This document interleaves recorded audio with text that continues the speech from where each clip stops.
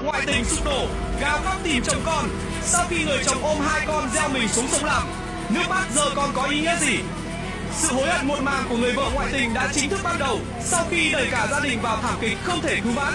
Chính những phút giây sung sướng của cô ta đã dẫn đến suy nghĩ nông nổi của người chồng, khiến hai đứa con vô tội, một bé 4 tuổi, một bé 5 tuổi gieo mình xuống sông Lam. Giờ đây, khi tất cả đã kết thúc, màn gào khóc bên bờ sông Lam chỉ càng làm cho dư luận thêm phẫn nộ tột cùng. Đây chính là bản án đau đớn nhất, không phải từ pháp luật mà từ chính tòa lương tâm. Một phút sung sướng đã phải trả giá bằng 3 mạng người, một bài học không thể nào tàn khốc hơn.